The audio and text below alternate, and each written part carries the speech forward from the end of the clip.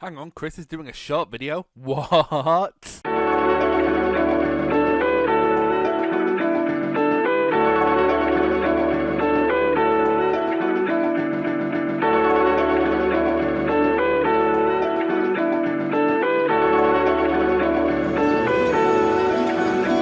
So, recently I floated the idea on Twitter of a Secret Santa for wrestling creators, only instead of silly little gifts, we'd give each other wrestling matches to review because we love wrestling and working in our spare time. I floated this idea thinking nobody would care really, but most of my favourite video essayists did want to take part, so here we are. We're doing it. Isn't this fun? Merry Christmas, everybody! I am really happy with doing it though because it gives me the opportunity to experiment with doing some single match reviews on the channel in order to get more thoughts out there because I've not released as much as I wanted to this year. Working full time kind of takes away a lot of the time I dedicated to this channel. I'm happy for the work, but also I like talking about wrestling. I'm a fucking nerd. But single match reviews aren't as time intensive as some of my bigger planned projects, so why not? I might try it. It could be a Ko-fi perk if I ever set one up, you know? Donate a certain amount and I'll review a match of your choosing. I don't know. We'll see.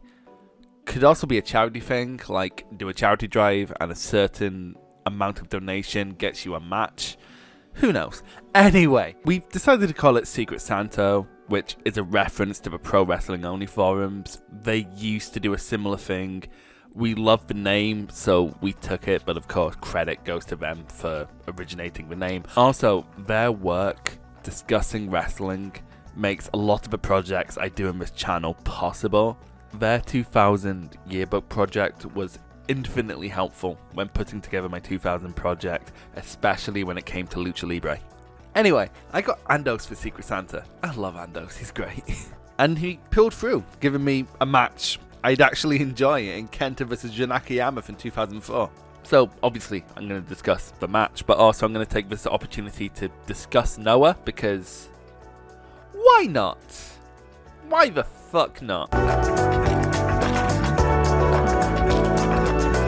Before we jump into the meat and potatoes of this video, let's talk about Andos. He's a creator who came onto the scene this year with his Chris Brooks vs Poketown video, which did gangbusters, but he does more than just wrestling, like the fucking nerd he is. Nerd. His girlfriend also did the little Secret Santo drawing that you saw in the thumbnail. It's great, I love it with all my fucking heart. Anyway, he has this video on Darkstalkers, which is fantastic, and I forgot to share it on Twitter, so it's getting plugged here. You should watch it. Apparently Morrigan Ainsland is the only Scottish fighting game character ever, which is bullshit. We all know Yoshi comes from Scotland. Look at this wee dude. Scottish as fuck. I wrote myself into a corner there. Andos is great.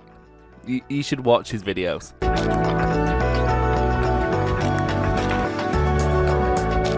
Back in February of 2021, I released my review of Noah's Return to Budokan show, which centered around my mixed emotions on the main event between Goji Izaki and Keiji Muto. A main event which saw the 58-year-old capture the title in the most mind-bending moment of last year and one of the most mind-bending moments in my fandom.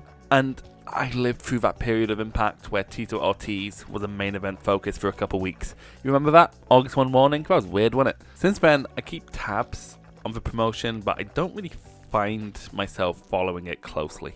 A lot of stuff from there that gets hype just does nothing for me, and what I wind up enjoying seems to be what the fanbase dislikes. For example, Masakatsu Funaki's GHG national title run is probably my favourite reign in the company this year. His short title defences that can end out of nowhere have this unique vibe which I really value next to matches that are going epic lengths for the sake of going epic lengths. To be fair, they were promising at the start of this year. The Budokan New Year show was a blast and there was a decent amount of bangers up and down the card, but like, I don't know dude, they brought in Michael Elgin and I just didn't want to engage because it's Michael Elgin, so I just bowed out really. I've watched some stuff. I love Kaito Kiyomiya. He's so promising as a young talent, but yeah, I'm not enthralled with Noah as it stands today. As for classic Noah, it's fantastic. I'm on record for saying that Kibashi's GHC title run is probably my favourite title run of all time. And that's especially impressive when you remember I wasn't watching wrestling at the time, so I didn't experience it as it happened. And on top of the stacked heavyweight roster, you have some great juniors in the division that anchored it for a long time, like Kenta, Marufuji, Ishimori, Kanemaru, just to name a few. Was any of what I just talked about at all necessary to enjoy today's match? Not really, but I wanted to bring it up. The most popular video on this channel is the Muto Shiozaki video from last year that I mentioned earlier, and since then a few people have asked me if I'd cover Noah again. A couple questions right after the Noah video dropped asked me if I'd do something like a Walk in the King's Road, but like Noah, and the answer is no. While I enjoy that era of Noah, it's not something I'm interested in covering outside of certain matches. If I rewatch one of the matches and I find I have a lot to say about it, then I'll talk about it, but I wouldn't expect this to become an ongoing series on the channel. I'm not as enthralled with that era of Noah as Joseph is with King's Road All Japan. Probably didn't need to be said, but I've said it now. Let's talk about the match. The match is good, let's talk about the match.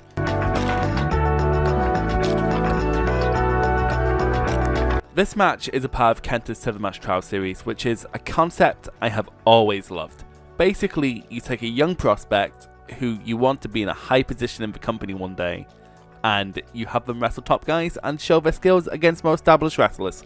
I was watching MMA with Forrest Silva a while back, and he mentioned that fighters in Japan can gain a fan base without having glowing records if they fight hard, and I think that's what a series like this can do for someone. The wrestlers aren't really expected to win these matches. In fact, the only match that Kenta would win in this series was against Juventud Guerrera. But it gives him the chance to show what makes him special against established stars in the company, something he takes full advantage of in this match with Jun Akiyama. He guns for Akiyama right away, kicking him down on the outside before getting back in the ring and taunting, rushing him again when he enters the ring. This shows off one of Kenta's best qualities, which is his aggression. He's aggressive. It's Kenta, you know this, but Kenta here as a young man is going hell for leather. His aggression does get him an early advantage, but Akiyama being an established heavyweight against this up-and-coming junior is relatively unfazed by this, swatting off the knee with the same energy as getting a child off you. I love it. He starts knocking Kenta around, taking him into the crowd and slamming him onto the bleachers. Like, fucking ouch. Kenta desperately tries to fight through this, trying to dive onto Akiyama, but it gets countered into a powerbomb and turned into a busted crab variation. In my notes I called this for Samoa Joe.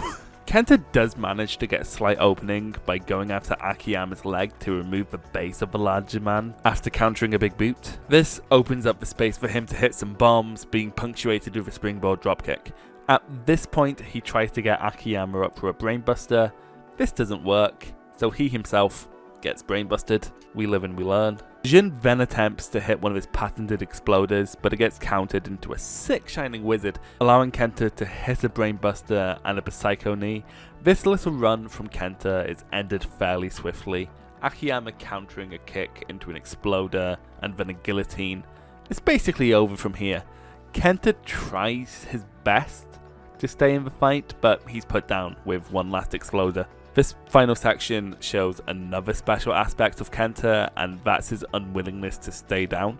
This match goes miles to show why Noah was so high on Kenta from the early aughts. The two main traits shown in this match, in Kenta's aggression and his resilience, are the two main traits needed for Noah's house style. Their main events are known for being long and filled with big moves and strikes. They're bomb fests that are meant to push the limits of the performers. While through the years, Noah main events have been hit and miss, this house style has remained very consistent. And here, Kenta showed potential to excel in that environment at a very early point in his career.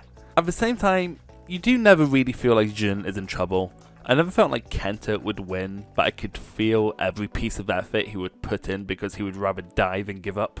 I'm talking a lot about Kenta, but of course, Jun was wonderful here.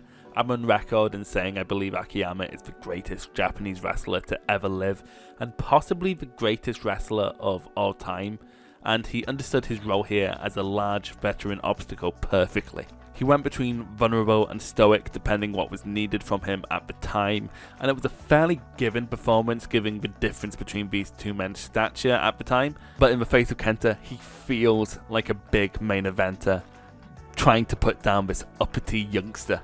He's great. Pissed Off Akiyama is the best. This is a glimpse of what we'd get from Old Man Akiyama in more recent times. This is a wonderful little match. One of the better young boy matches of its era for my money, and a show of how good Noah can be when it's on. It doesn't all need to be big epics and hard strikes. This told a neat little self-contained story. It's the kind of match I adore, the kind of match that shows you don't need to go long to tell a full, complete story. I'd highly recommend it. Thanks Andos, this is a good pick.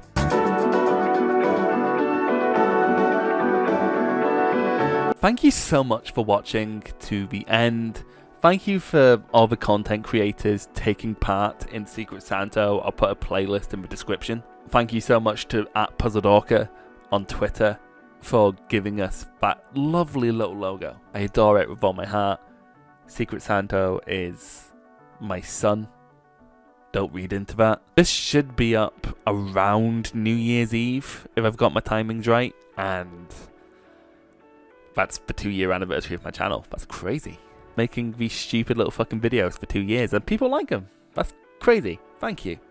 Have a happy holiday season, whatever you celebrate. If you don't celebrate anything, I hope you have a wonderful winter. I hope everyone had a good year. My next video will be my big 2022 video, which is gonna be a long one. They're always fucking long ones, aren't they? Thanks for watching again, guys. I'll see you next time.